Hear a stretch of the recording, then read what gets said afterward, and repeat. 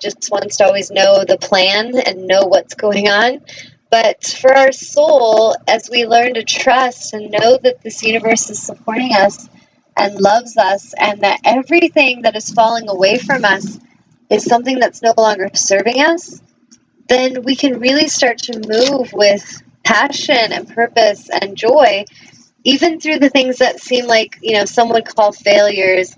We can learn to look at the hidden nugget of goodness there, the little miracle that is waiting for us through a door that's closing, because that means there's another door about to open.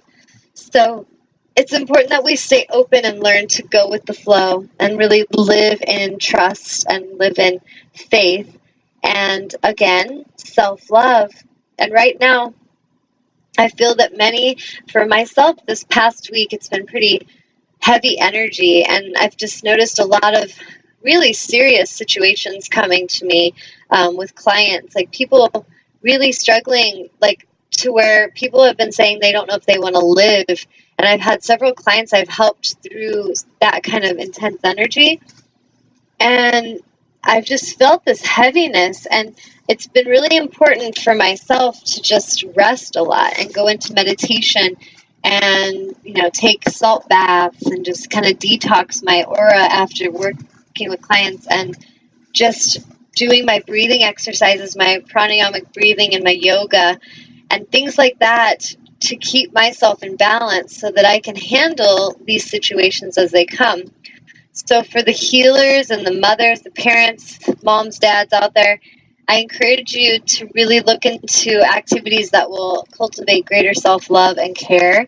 Maybe, joining a yoga class, or maybe just going for nature walks every day and eating more healthy, getting enough rest, taking time in the day to meditate and just be can be very powerful. And that's you showing others self-love.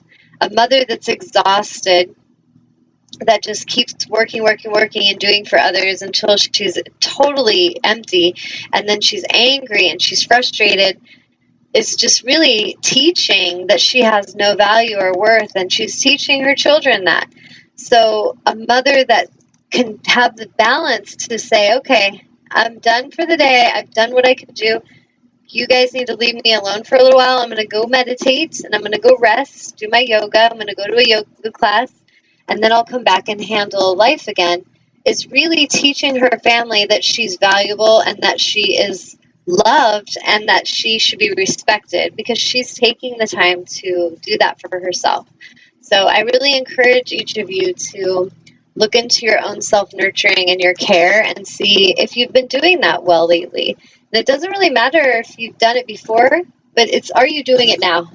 Because everything comes down to this now moment. So tuning in right, and making sure that you are taking care of yourself now. And if you need more rest, take it. If you need a break from everybody, take that break. Go on a nature hike or something. So it's very important that we listen to that. Tanya? Yeah. Jonathan in the chat is saying, "You are awesome, Mrs. Love. Thank you for sharing your wisdom. I'm in a 15-year relationship, but my partner is making many unhealthy choices. I try and approach her as soft as possible to discuss my feeling, but we just end up fighting. I don't like arguing, but she needs to gear me, I think. Gears me. What can I do different? I love her." Okay. So that's an example of, and the things that she's doing unhealthy, it kind of comes down to like, what are you feeling is unhealthy and what are you willing or not willing to tolerate? Because that's something very individually, designed to a soul. But for example, if that person is doing things that are not respecting themselves and not respecting you as a partner, or they're doing things that could cause harm to your family, then it's really important that you actually challenge her and you let her know how much you love her and you talk to her. And I would encourage, go on a walk with her if you can, because sometimes when we're just on a nature walk, we can just process and let things move through us better than we're kind of feeling trapped or isolated at the kitchen counter and defensive. Our walls go up. So maybe going on a walk and just letting that person know how much you love them and how much you care. Really speak to her with your compassion rather than speak to her with your fear, because sometimes when we've let things build up, we will feel very tense and we'll kind of project this sense of tension and urgency on another, and all that does is really quickly triggers their pain body to wake up and gets them very defensive.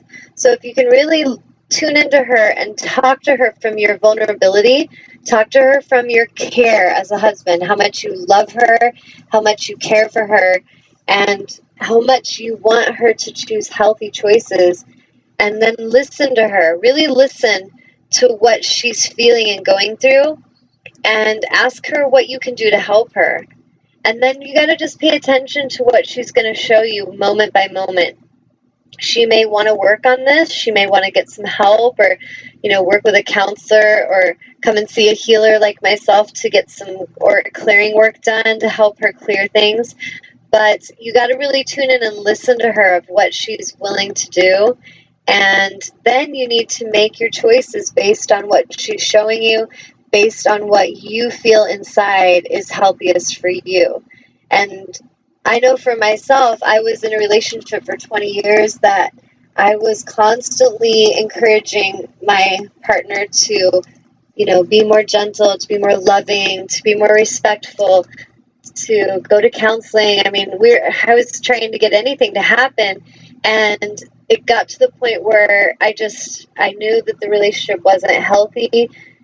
There was nothing I was able to do to help this person grow into a direction that felt healthy to me. And so that's where that hard choice came, but it was a choice that I had to make, where I left that relationship. And it was frightening. It was very frightening in the beginning, but I just trusted in my angels. I trusted the universe would support and take care of me, and I have been doing awesome ever since. And so that person maybe is happier now. I don't really know how he's doing at this point, but my point is, you got to really make your choices for the health of your own soul. That's the self-love.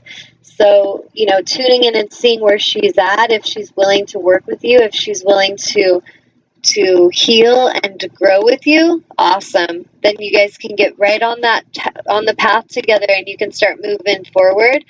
But if she's not, and she continues to do damaging things that continue to harm you, knowing that those are harmful and knowing how much that means to you, then she's showing you that she does not respect you, and that's where you need to realize you have to respect you.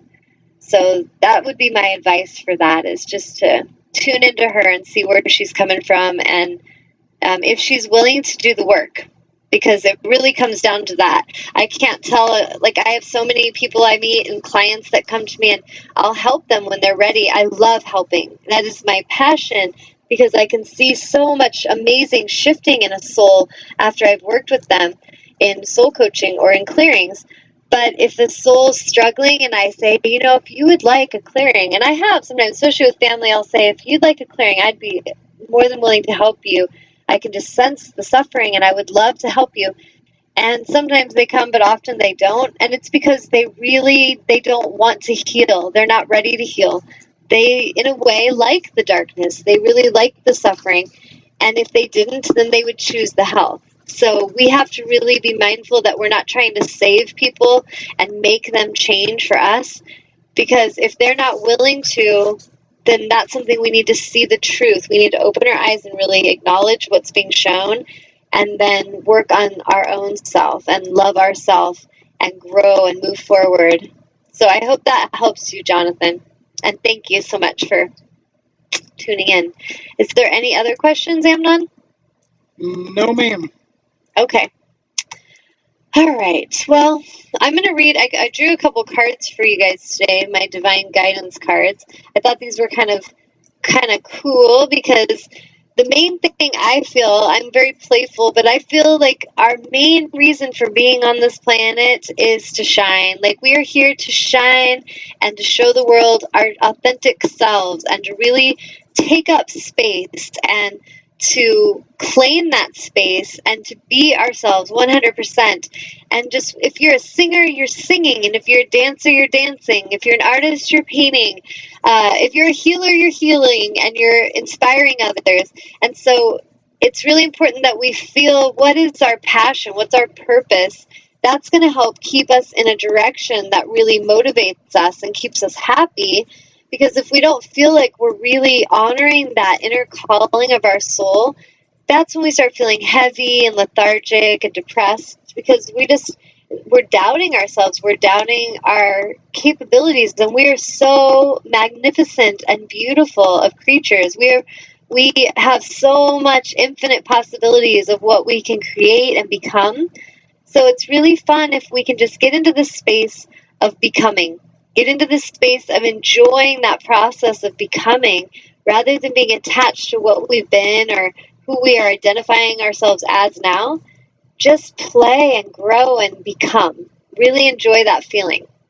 So I've got a couple cards. One of them is Illuminate, and it says, "You are a shining star. In truth, you were born to illuminate the world with your light. The time has come to get out of your own way and to allow yourself to be all of who you are meant to be. Remember, it is only the thoughts in your mind that hold you back, and it takes a lot more energy to hold yourself closed than it does to let yourself flow open."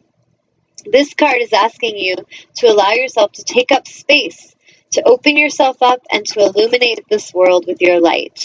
So I thought that one was pretty cool. Let me see if you can see the card. It's a cool, like, star.